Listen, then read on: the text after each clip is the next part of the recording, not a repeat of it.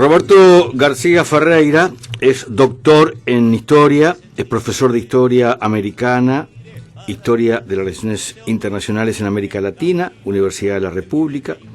Es autor de numerosos artículos académicos, artículos periodísticos, varios libros, entre ellos, y algunos tuve el gusto de presentarlo aquí en Amareando, Guatemala y la Guerra Fría en América Latina, 1947-1977, Espionaje y Política, Guerra Fría, Inteligencia Policial y Anticomunismo en el sur de América Latina, Bajo Vigilancia, la CIA, la Policía Uruguaya y el exilio de Arbenz, y la Guerra Fría y el anticomunismo en Centroamérica. ¿Por qué les cuento todo esto? Porque, bueno, el profesor doctor Roberto García inicia un curso, La Guerra Fría, una perspectiva latinoamericana, en la Fundación Vivian Trías. Roberto, buen día, bienvenido. Alberto, qué gusto escucharte. Muchas gracias por la comunicación. No, el gusto es mío compartir este tramo de Amareando contigo. Estaba repasando que varios de estos libros tuve el gusto los presentarás aquí en Amareando. Así es. Me da mucho placer escucharte y estar acá en el espacio junto a vos. Mira, la idea del curso es compartir, algo de la acumulación que uno viene trabajando en los últimos años, compartir experiencias de labor, de investigación en diferentes archivos de América Latina. Y la idea es colocar a América Latina como centro de la Guerra Fría. Es decir, muchas veces la tendencia tradicional ha sido que otros nos estudian, ¿sí?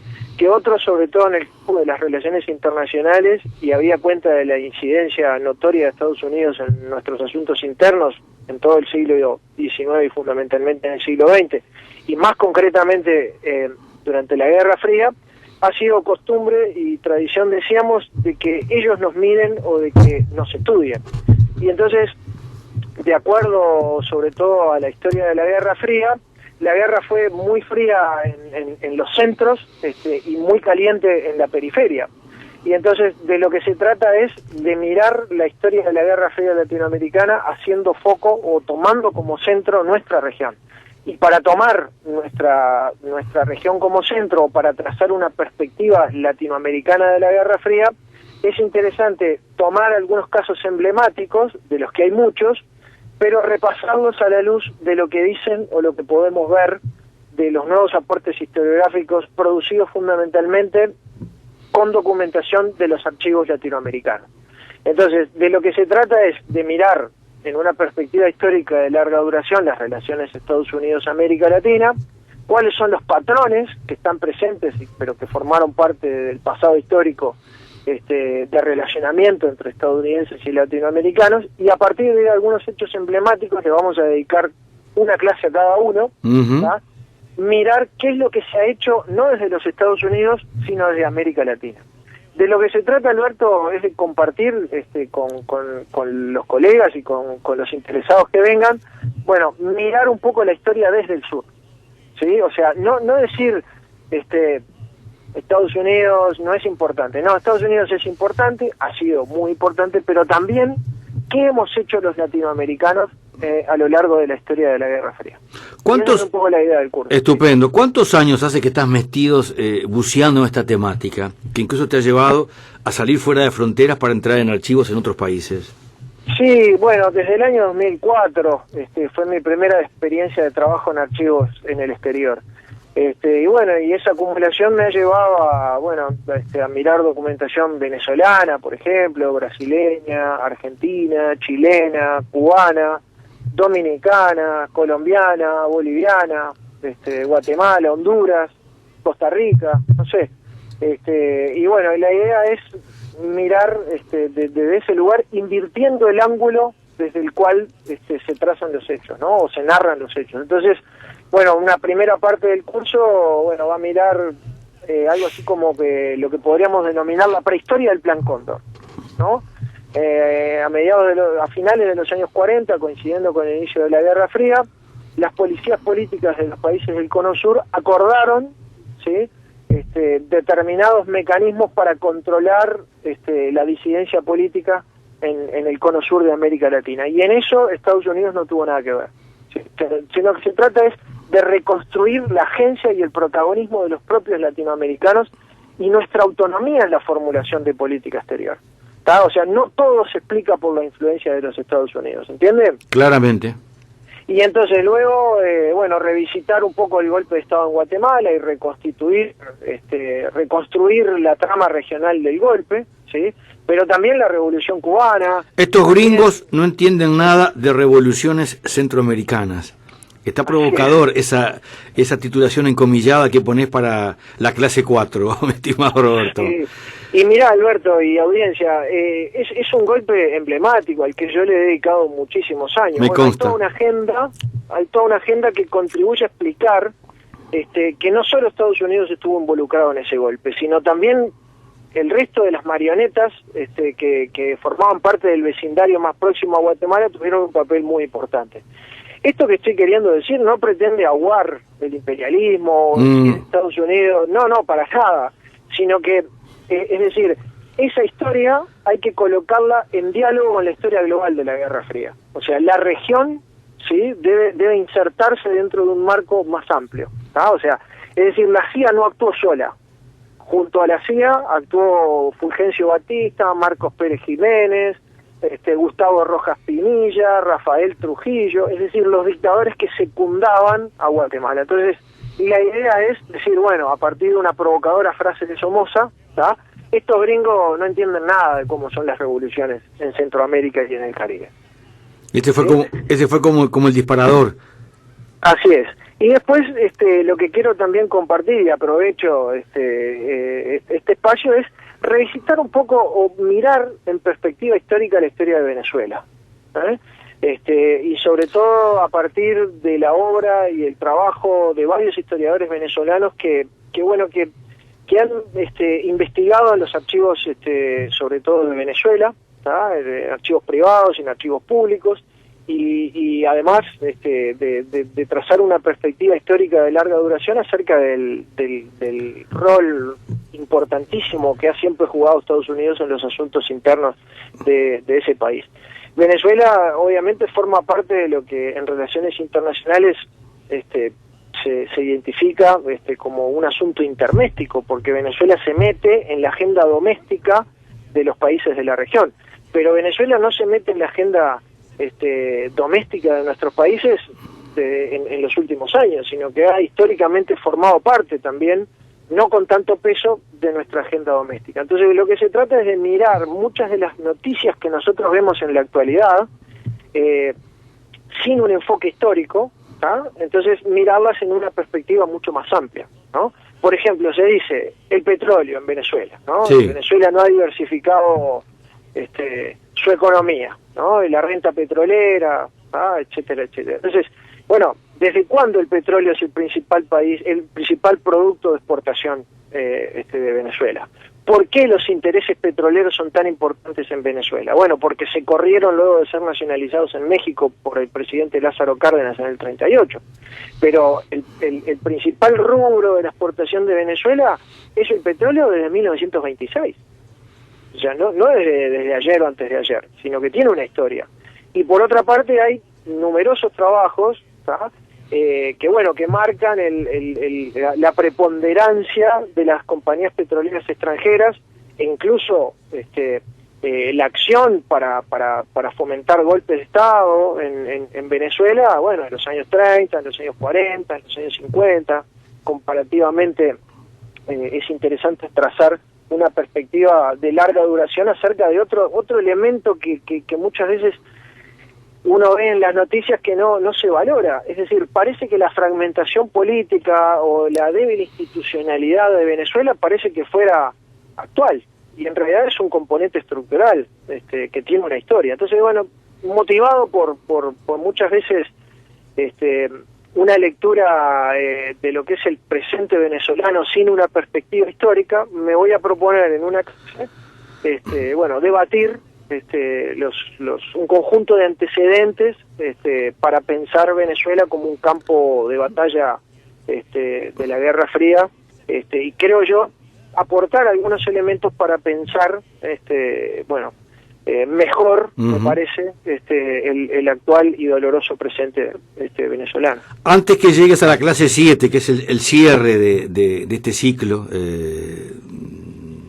bueno, sí, es un ciclo, quiero que te detengas un segundo en la clase 5, porque disparás con una consigna muy conmovedora para Cuba, pero para gran parte de América: patria o muerte.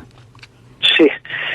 Bueno, otro de los... este año es un año emblemático también porque es el 60 aniversario de la Revolución Cubana, y la verdad, dedicarle una sola clase a cada uno de estos temas es muy poquito, ¿verdad? Pero bueno, a cuenta de más, la idea en esa clase va a ser compartir, bueno, en este momento soy coordinador de un proyecto de investigación junto a 5 estudiantes, un proyecto de investigación de la Comisión Sectorial de Investigación Científica que apunta a tomar la Revolución Cubana como un objeto de estudio.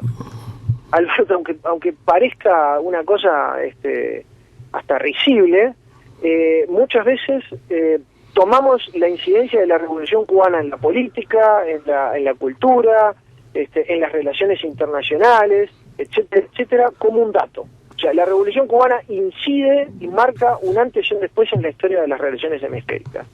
Y a diferencia de lo que han hecho los chilenos, los argentinos, los brasileños, los mexicanos, los venezolanos, los colombianos y hasta los bolivianos, ¿sí?, no tenemos un enfoque comprensivo de larga duración acerca de cómo Cuba se ha metido en nuestra historia política, en nuestra historia de las relaciones internacionales. Es increíble. ¿Me explico? Claramente. Nadie hasta el momento lo tomó como un objeto de estudio. ¿Sí? Entonces, lo que nosotros nos proponemos es, luego de haber consultado los archivos en La Habana, nos proponemos trazar, ¿sí?, un estudio documentado acerca de esa primera etapa de la Revolución Cubana que va hasta el año 1964. Y como siempre tratamos de hacer a lo largo de nuestras clases, es de pensar el presente en función de la historia, ¿no? Nosotros vemos, por ejemplo, en la actualidad, ¿no?, el gobierno uruguayo dice, bueno, ¿qué pasa con Cuba? ¿Qué pasa con Venezuela? ¿Es una dictadura o no es una dictadura? Como si eso fuera realmente importante, ¿no?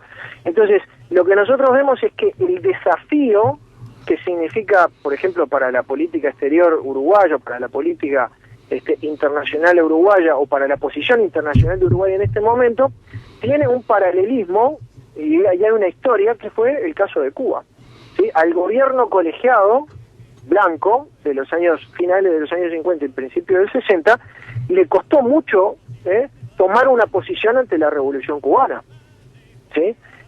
Permanentemente hubo como una especie de bullying. Bueno, ¿qué va a hacer Uruguay respecto a Cuba? ¿No? O sea, son dos fenómenos revolucionarios que están incidiendo en nuestra política interna, y nosotros lo que nos vamos a proponer en esa clase y en el marco del proyecto de investigación es trazar un paralelismo entre Venezuela y Cuba con 60 años de diferencia, ¿verdad? Y bueno, en ese momento, coincidiendo con la Revolución Cubana se proyectó notablemente a los asuntos internos del Uruguay. Piensen solo esto. En una conferencia en Punta del Este en el año 62, Cuba fue expulsada de la OEA. ¿Sí? No tenemos un trabajo sobre eso. ¿Sí? Entonces, lo que nosotros vamos a tratar de mirar en esa clase es, bueno, mirar u observar por qué los cubanos consideraban al Uruguay como una pieza clave para resistir el aislamiento diplomático en el marco de la OEA. ¿Sí? Porque los cubanos consideraban que Uruguay era un país muy importante. ¿Sí? Y bueno, lo que nosotros vamos a hacer en ese curso es precisamente compartir ese tipo de experiencias. ¿Cómo nos veían los cubanos?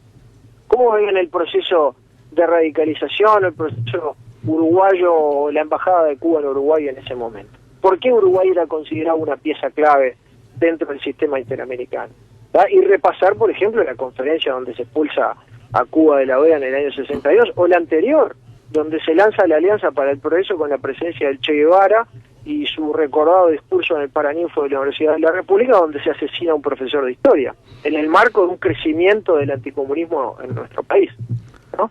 Entonces, bueno, la idea en esa clase relativa a Cuba es, bueno, ¿cómo fue que Uruguay procesó su postura internacional que lo llevó en el año 1964 a romper por primera vez relaciones con el régimen de la isla o con el gobierno de la isla en septiembre del 64. ¿Cómo fue que se llegó a eso? ¿Cómo incidió Estados Unidos internamente en la política interna del Uruguay? ¿Cómo incidió Cuba? Etcétera, etcétera. Y cierran con, lo que fue la intervención humanitaria de Estados Unidos en República Dominicana. Sí, Alberto, porque como sabemos, Estados Unidos a lo largo de la historia, y por eso creo yo que la primera clase tiene que ser una clase donde podamos debatir los componentes históricos y los elementos ideológicos que han pautado la manera en que los estadounidenses se vinculan con América Latina. Y entonces esos elementos ideológicos nos obligan a poner allí en primer lugar el hecho de que Estados Unidos siempre a lo largo de la historia es la víctima, nunca es el agresor, ¿verdad? O sea, entonces es la víctima, en este caso ahora de Venezuela, por ejemplo, pero ha sido de México, ha sido de República Dominicana, de Cuba, de Guatemala, de Guyana, de Panamá, ¿verdad? Etcétera, etcétera. Entonces, la intervención humanitaria, bueno, otro componente que forma parte de ese intervencionismo histórico de Estados Unidos en la región, es que si Estados Unidos es la víctima, Estados Unidos siempre a su vez tiene sentimientos nobles. Y entonces, bueno, el entrecomillado iba por el lado claro. de que Estados Unidos nunca invade un país con malos sentimientos, o con malos intereses, o con intereses reñidos, ¿no? Con lo que es la democracia, entre comillas, y la libertad. Siempre hay intenciones humanitarias, y en este caso, la intervención de Estados Unidos en República Dominicana en el año 1965 tuvo un componente humanitario. Salvar las vidas o proteger las vidas de los estadounidenses que vivían en República Dominicana. Y aprovecho a comentarle a la audiencia, ¿no? ¿Saben cuántas personas vivían en República Dominicana cuando se produjo la invasión? Una. Chao, sin comentario. Y sobre esa base Estados Unidos envió 20.000 marines. 20.000 marines. ¿Sí? Entonces, bueno, a cuenta además, repasar un poco la fuerte proyección que tuvo la invasión a República Dominicana. Y el curso es provocativo en este sentido, Alberto y querida audiencia, querido Alberto y querida audiencia. Es provocador en este sentido. La historiografía tradicional del Uruguay, revisitada en estos últimos años, ha pensado que nosotros somos como una especie de excepción, una isla dentro de América Latina. Y ha tendido a menospreciar la historia latinoamericana y a desconectar nuestra historia de los demás procesos en América Latina. Entonces es como una genialidad la Revolución Guatemalteca, una genialidad para nuestra historia, ¿no? La Revolución Boliviana, una genialidad la historia dominicana, la historia de Venezuela, y en realidad lo que nosotros planteamos es algo que conecta mucho más la historia latinoamericana con la historia uruguaya. Y fíjate vos, en el momento de la invasión a Dominicana, Uruguay integraba el Consejo de Seguridad de las Naciones Unidas, ¿sí? Y el representante de Uruguay en el Consejo de Seguridad de las Naciones Unidas, un herrerista, ¿sí? Obviamente del Partido Nacional, tuvo dos discursos fuertemente condenatorios de lo que había sido la intervención de los Estados Unidos en República Dominicana. Y ese representante uruguayo, Carlos María Velázquez, fue, en lugar de ser condecorado o celebrado por el Uruguay, fue removido de su cargo, porque entre otras cosas denunció lo que era un ejército de ocupación y no una intervención humanitaria en un país del Caribe. Martes 30 de julio, gente, arrancan estas 7 clases. Van a ir todos los martes, ¿no, Roberto? Así es, de 19 a 21, y en la medida de que los que participen del curso puedan, cada clase va a estar acompañada de por lo menos una lectura para dinamizar la discusión de la misma. Para quien quiera profundizar en torno a este curso, quien quiera sumarse, puentes tirá, por favor. ¿Lo qué, perdón? Puentes para sumarse al curso, informes, sí, inscripciones. Sí, a través de la página de la Fundación Vivian Trías. Ahí está. Ahí está. Que debe tener mural de Facebook o todo eso. Sí, señor. No tengo Facebook, pero me imagino que hay un fono también, hay un fono, gente, que ya lo comparto, de la Vivian Trías 2402-1053. Y te agradezco muchísimo No. la posibilidad de haber conversado con vos, Alberto. Con Para mucho mí es gusto, un honor. con mucho gusto. Yo te invitaría, ¿tenés un minuto? Sí, claro. Aguantame un segundo, porque en torno a un tema que no tiene que ver con esto, pero tiene que ver con la historia, te quiero consultar brevemente. Lo tengo del otro lado de la línea, mi estimado Roberto García. Aquí estoy. Perfecto. Quedó claro, gente, ¿eh? Son 7 clases, Fundación Vivian Trías, arranca el 30 de julio. Esto no tiene nada que ver con esto que acabamos de hablar, que acabamos de conversar. Esto tiene que ver con algo que pasó aquí en este estudio hace mucho tiempo. Esto tiene que ver, ustedes saben que la Rueda de Mariando estuvo en 3 ocasiones, un 19 de junio siendo parte de la 1410 en el dial, cuando la 44 Panamericana, la radio de la gente, ahora en este último 19 de junio, en esta refundación del diario, del multimedio, y en el 2001, cuando se conformó también con TV Libre, toda aquella historia. Bueno, en aquellos años, una tarde, vino aquí el profesor Roberto García y me contó algo que me conmovió, que se lo recordé el otro día a quien ahora tengo como compañero en Buscadores, Fernando Vilar de Canal 4, del noticiero. Me comentó, y como yo le hablaba de la batalla cultural y de los alimentos y qué sé yo, me comentó y quedé impactado, un móvil de ese noticiero en Avenida Millán, un alumno del profesor Roberto García, accidente de tránsito, y el colega, es un decir, el movilero, diciéndole a los muchachos lo que tenían que decir si querían aparecer en el noticiero. Te pido que recuerdes aquella situación. Bueno, vos la describiste perfectamente, sí. Yo trabajaba en el Liceo 18, ahí en la calle Millán, y sí, los alumnos cuando entraron a clase, bueno, fue eso lo que me relataron. Es decir, antes de encender las cámaras, el colega les dijo más o menos qué era lo que tenían que declarar y que había que añadir cuestiones relativas a la inseguridad, diríamos hoy, ¿no? En aquel momento eran críticas severas a la Intendencia si no nos salían. Sí, así es. Sí, así es. Sí, lo describiste perfectamente. ¿En qué año fue esto más o menos, Roberto? 2008. 2008. Más o menos no, fue 2008. A mediados de 2008 tiene que haber sido. ¿Y el liceo era? El liceo número 18. El 18. Perdón, yo te dije 2018, no, Sí. 2008. 2008. Ah, 2008. Liceo Sí. 18. En el liceo número 18. Mirá, y hasta te puedo agregar otra cosa. En ese momento hubo un gurí que bueno, que en la puerta del liceo tuvo un encontronazo con otro gurí que lo había venido a amenazar, etcétera, etcétera, y resulta que, bueno, lo sacó como una especie de corte y le pegó así como en el cuerpo, y también esa noticia salió en los medios, sobre todo en el Canal 4, estigmatizando a la población estudiantil, estigmatizando a este centro, etcétera. Lo que a nosotros nos molestó como colectivo, y es una cosa bastante habitual, es que no se analiza el contexto que explica por qué surge esa, entre comillas, noticia. Ese gurí tenía una situación de vulnerabilidad total. Por ejemplo, para comentar a la audiencia, o sea, no tenían ni siquiera calefón en la casa, piso de tierra, padres encarcelados, adictos a la pasta base, o sea, había todo un conjunto de cosas. Los guardas no lo dejaban subir con gorro al ómnibus, le habían tirado la boletera, o sea, había un conjunto de situaciones y de violencias que explicaban la manera por medio de la cual ese chiquilín gestionaba, entre comillas, cualquier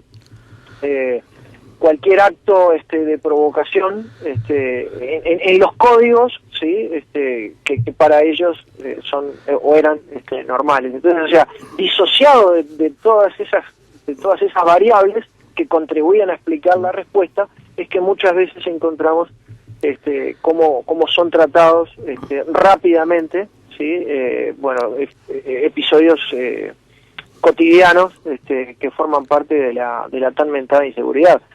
Yo, por ejemplo, hace poco estuve dando clase penal de Punta de Rieles. Yo la verdad no noté como inseguridad allí. Por otra parte, lo que noté fue precisamente todo lo contrario, o sea, porque muchas veces uno caricaturiza y superficializa esas historias.